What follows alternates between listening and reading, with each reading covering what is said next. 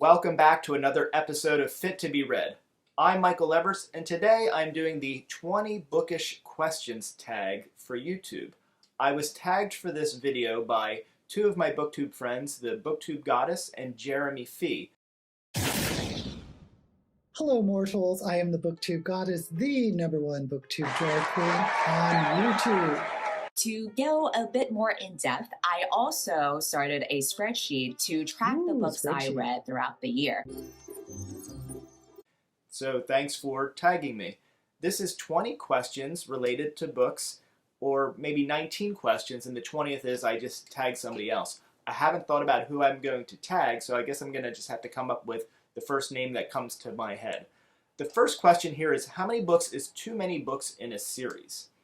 The easy answer on this is there are never too many books in a series. If it's a great series, you want it to go on and on. The first series that comes to my mind is the Ender's Game series. That was a really good series, and whenever one book ended, I was just hoping there would be something coming up next. And I read these a long time ago, so I wasn't really aware of when the book or when the story ended. So I was always happy that there was another book. So it was a very, very long series. Then we had the Shadow series, which followed Bean, one of the minor, lesser characters in the series, and that was really enjoyable for me.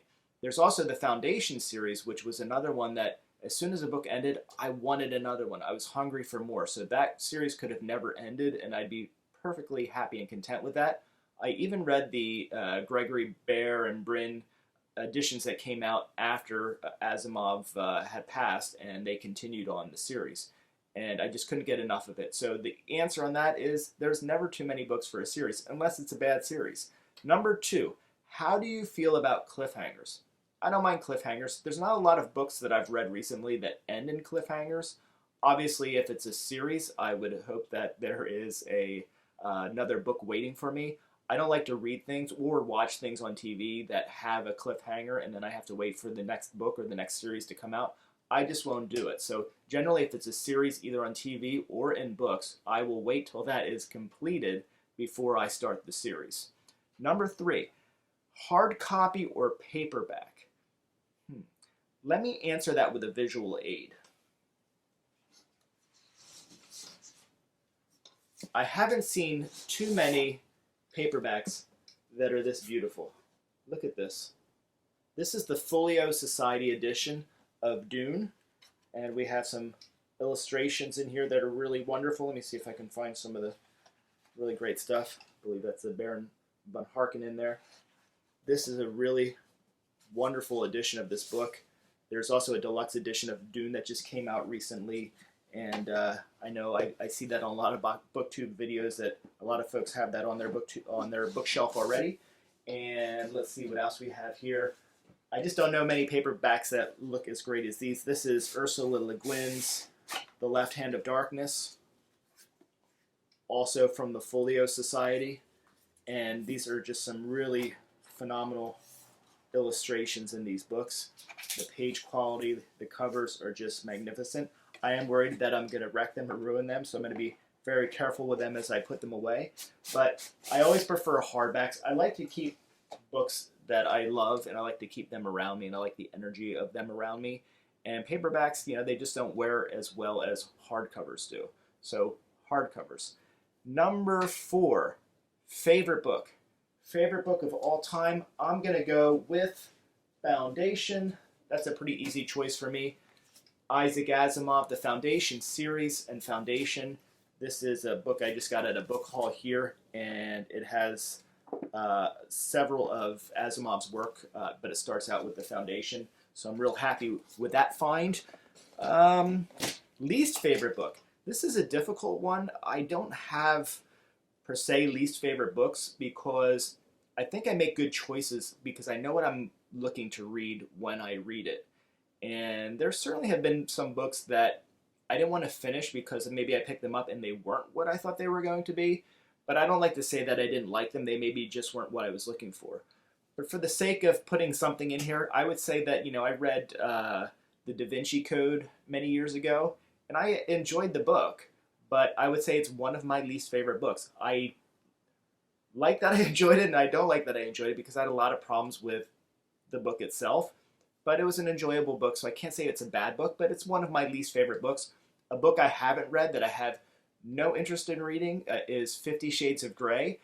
And again, I haven't read it, so I can't say it's my least favorite book, but it's my least want to read book, maybe. So we'll put that in there for that category. Love triangles, yes or no? I don't need a love triangle in my book.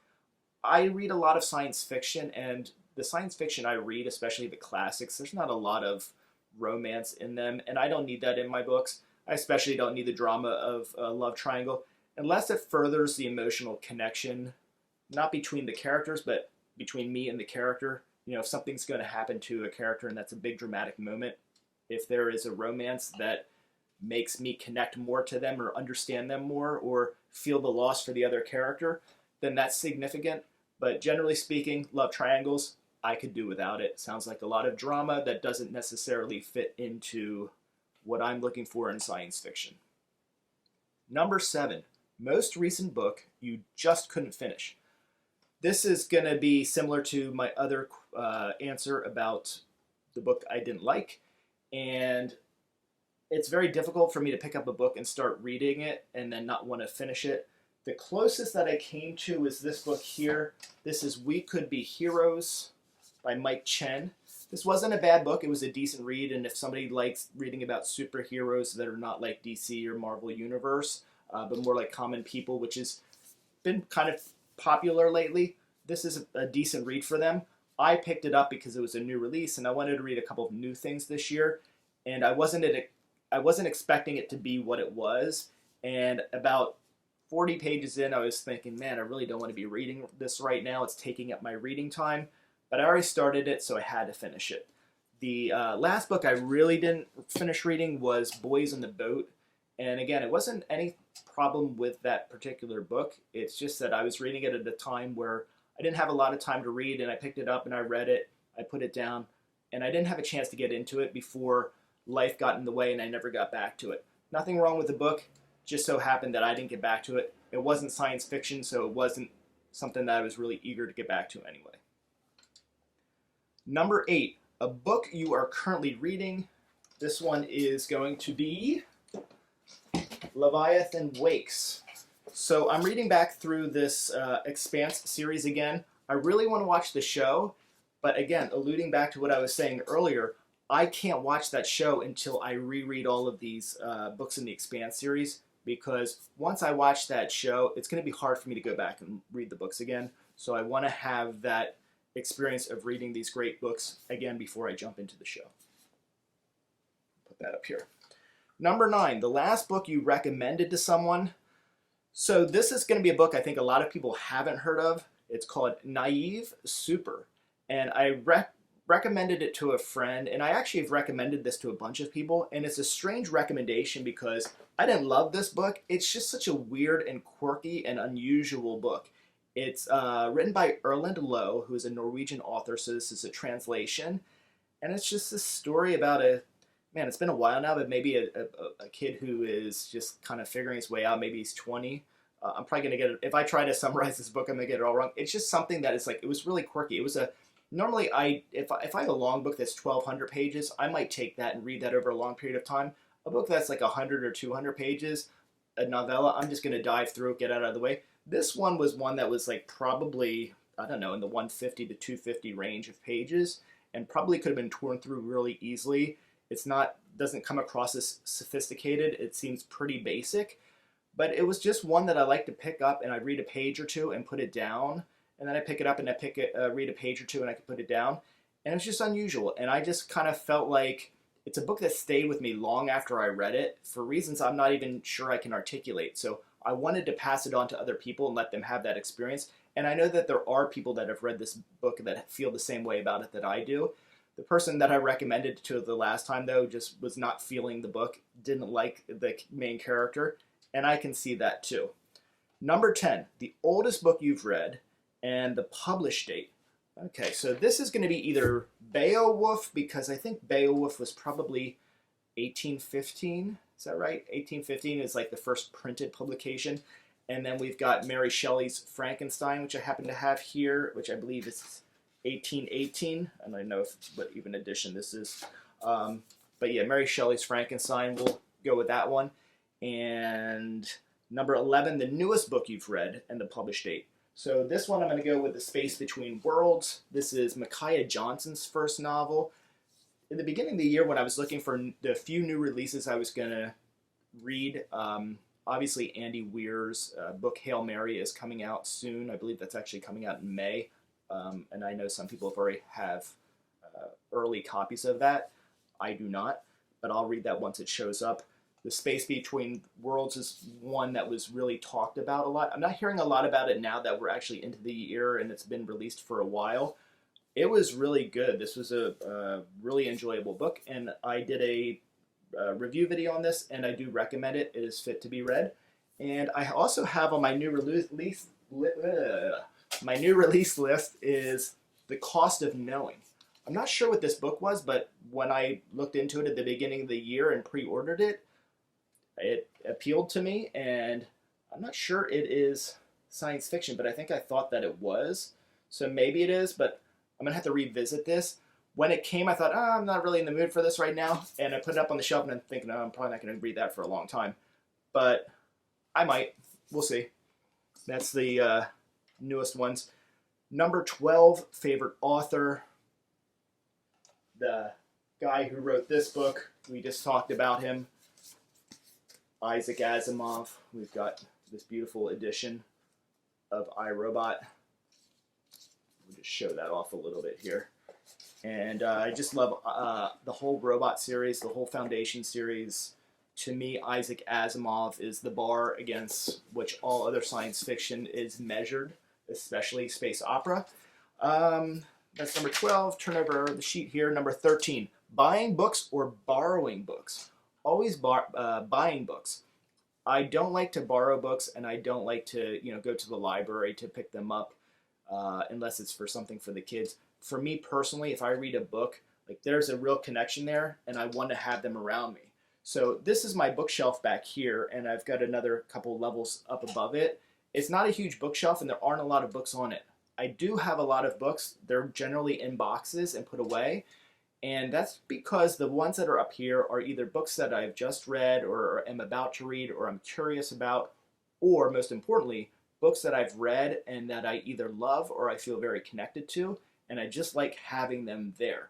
But I also don't want it filled in with a lot of other stuff just to fill out the bookshelf or have a lot of stuff around me to have more books on the video or more books in the house.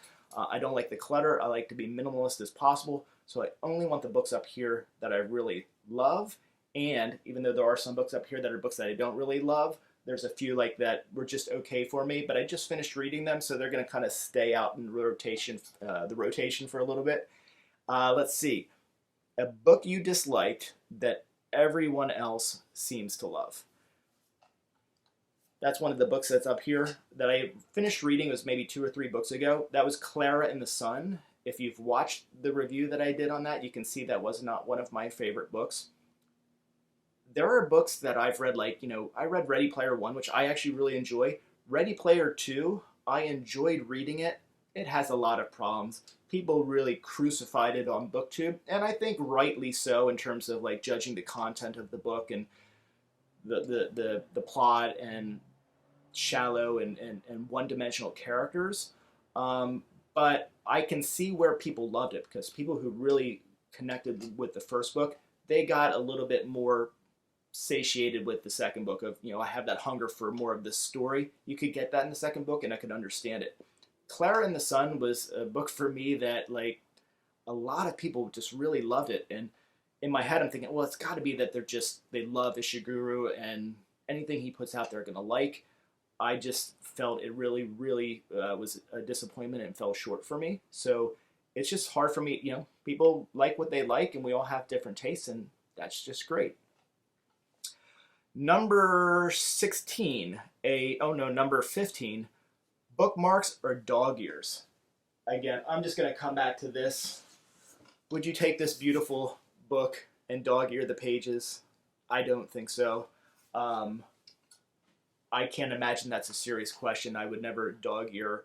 You know what? I have to actually take that back because, sometimes I'm reading like strength and conditioning journals and things like that, and I will dog ear. I'll highlight and I'll put some. That doesn't really count though. So yeah, no dog ears. My bookmarks are generally going to be things I find around the house. It's either going to probably be a business card, an old photograph. That seems to be what I'm using on a Leviathan Wakes right now. Or it could just be like, sometimes I lose the bookmark and I'm ready to close the book up and I just look around and I find a receipt, or even like an empty box of something and I just tear a piece of the cardboard. So anything can be a bookmark. Let's see. Number 16, a book you can always reread. I have a few choices for this one. Foundation, absolutely. The ones with long series that I've read a while ago, the Enders series and the Shadow series, when I read that, I think there was like one or two books that came out after that I didn't ever get to and read. And this kind of goes back to this idea of I don't want to read anything until the whole series has been done. But when I first started reading that Ender series, it was like maybe the 16th book or something that came out after I'd finished reading it, and I just never went back to it. So I could easily go back to that series. Foundation series is just so brilliant, and there's so much to get out of it on rereads, so I could reread that over and over again. And this one is Dune. I just finished reading again, and I'm working on a review for that. I'm taking my time with it. That's a review I should have been filming tonight when I'm filming this review, but I'm going to push that back a week because I really just want to do a good job on that, because it's a book that I really care a lot about and I really love. I just finished reading it for the 11th time, and it's just as good the 11th time around. It's interesting, the last time I read Dune, I wasn't a parent, and this time I am. And this doesn't have a lot to do with it, but like, one of the things about Dune that's really interesting is the relationship between Paul Atreides and his mother, and the dynamic and how the eyes I am seeing that and reading that with, and the heart that I have that I feel that with. It is a different experience reading the book now. And that happens with a lot of books. And that for Dune specifically, that though, the relationship between Paul and his mother, which was a part of the book that I already really cherished and found really interesting, has more layers of interest for me. So Dune, I've read it 11 times. I probably shouldn't put it on the list because it's going to be harder to read it again now, because it'll be the 12th reading, and that'll probably happen, but it won't happen for a long time. So we'll stick with Foundation and Enders series for that. Number 17, can you read while hearing music?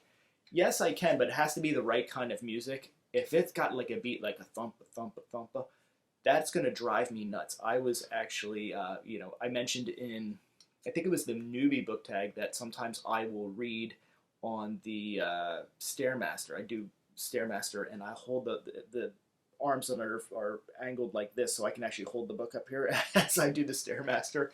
It's a little bit crazy, but I was doing the other day when I was restarting Leviathan Wakes, and when you start a book, Leviathan Wake is not a hard book to read, but when you start a book, it does take a few pages to kind of get into the rhythm of it.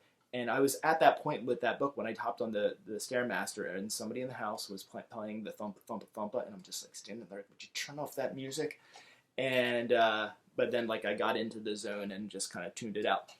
But I do like occasionally listening to classical music if I'm reading. I'm not a big fan of classical music. I don't listen to a lot of it. There's just particular pieces. When I was in college many years ago, I had one record that I would always put on, and I put one part of it on repeat. It was St. Martha's Passion by Bach. And it's the Soprano Aria part of it, and it's in German, and I don't know anything about this piece. It's just somehow I stumbled onto it. I bought this bunch of records one time when I was at a garage sale or flea market or something with my grandfather when I was a kid, and for some reason I thought I wanted to have a bunch of vinyl. I didn't know what I was going to do with it. I bought a bunch of classical music, which I wasn't into at the time. I don't know why I did that. I don't know why I got it. I stumbled onto this, and I'm so glad that I did, because I would study with it when I was reading, and I would listen, and I really felt like, I do believe this idea that you do retain when you're reading, and you have certain types of classical music in the background. More often than not, it would be Mozart, and I know that there's been studies done on that. But this particular piece is one that is really, comforting to me.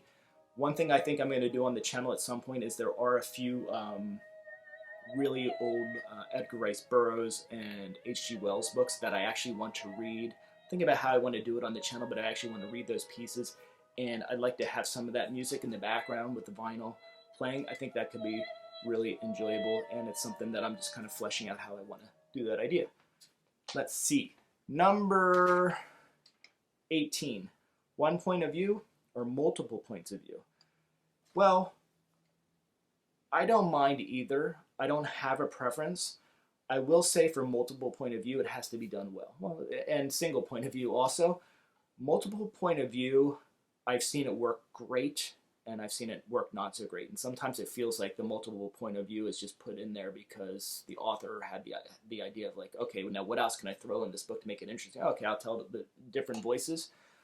Two books that I think did really great for me with this that are more recent reads for me, or recent rereads, I should say. One is The Left Hand of Darkness by Ursula Le Guin.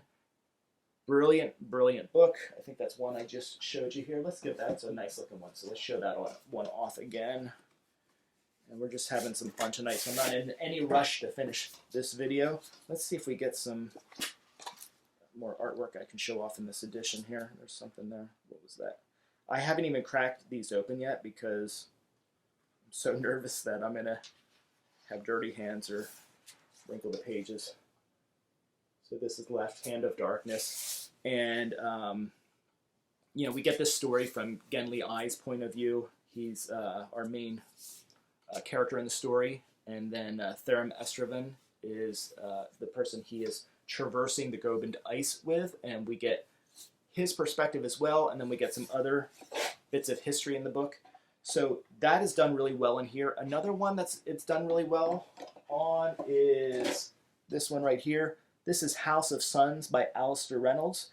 And that one's really well done as well because a big part of that story, I don't want to say the main theme of the story, but is Abigail who clones herself into what is called Shatterlings. And all these different clones of herself go out in the universe over billions of years. I mean, the story is amazing. It just spans billions of years and just does it effortlessly.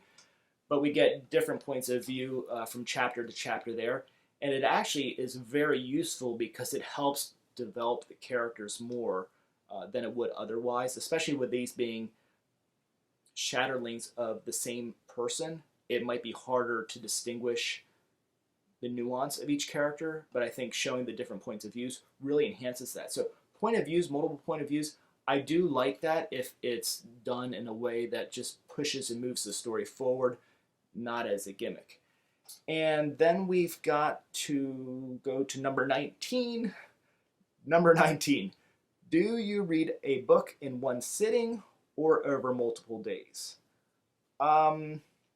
Always over multiple days. I don't think I've ever read a book in one day unless it was a kid's book that I was reading to Sasha, my 7-year-old. Elaborating on that, you know, Naive Super, I told you about that. That was a really short book, but somehow I was able to stretch that out. Far Pavilions is a book I've mentioned in a few of my other videos because I call it my long-term book. The Far Pavilions is, I don't know, 1,000 to 1,200 pages. I'm going to say probably closer to 1,200 pages. I pick it up, when I first started reading, I probably read the first 400 pages pretty much straight through. It's a really captivating story, really good story. One of my favorite books that I haven't finished reading, and I've been reading it easily over a year now. And I'm probably in somewhere in the 600 or 700 page range. I think I'm around page 700. But I intentionally leave that book and come back to it. You know, I'm reviewing science fiction all the time, and I have got my list of things that I really want to get out there and review for everybody and hopefully give people some content where they can decide, okay, do I want to read this book or not? More often than not, my suggestion is yes, because I'm reviewing classics that I think are really excellent. The Far Pavilions, I really enjoy it, but what I'll do is I'll read some of it. I'll go and I'll read 2, 3, 4, 5 other books before I even come back to it. And I'll come back to it and I might read 2 pages and then go to something else. And I know that sounds crazy. More often than not, I'm going to read maybe 50 pages and come back to it. But I like that, like, it's not finishing for me. It feels very comfortable to come back to. And I'm going to be probably pretty sad when it ends because I'm going to want more of that story. And I've spent so much time invested in it. But But it's neat. Like, how many books do you know that are 1,000 pages or more where you could read 2 pages, leave, come back a month later, read it again, know exactly where you are, and still be excited for the story? That book fits the bill for me. And when I eventually finish that, I'm going to go back and read more science fiction, but then I'm going to have another long-term book. I had this huge book haul that I'm going to have to do a video on at some point. I went to a book sale, and I got 4 boxes of books. It was unbelievable. I was not expecting to find anything there for a number of reasons because I wasn't sure what to expect. But it was just tables and tables of books. They were like $1 a book. There was a lot of science fiction, which I wasn't expecting. And I ended up with 4 boxes worth of books. And in that box, I also have, actually I already have this book, but I found a hardcover of it, so I had to get it, and that was The Kite Runner. I don't think I've heard anybody say anything bad about that. So I think that is either going to be my long-term book, or I might do Kafka on the Shore by Murakami. Those are sort of the 2 that are going to have to battle it out for my attention. But for now, it's Far Pavilions. Number 20 is Who Do You Tag? So I'm going to tag Hannah's books, and I'm going to put her link in the description because she has a really great channel. And just like Jeremy Fee and BookTube Goddess, I'd really love it if you could check out their content. They've got some really good stuff to take a look at. Leave them a comment and some likes. Please subscribe to my channel if you haven't already. Please click the notification bell, and YouTube will let you know every Thursday at 1 o'clock when my next video is out. And please leave comments in here. Please like, please subscribe, and do all of those wonderful things that help me to grow this channel. Thank you.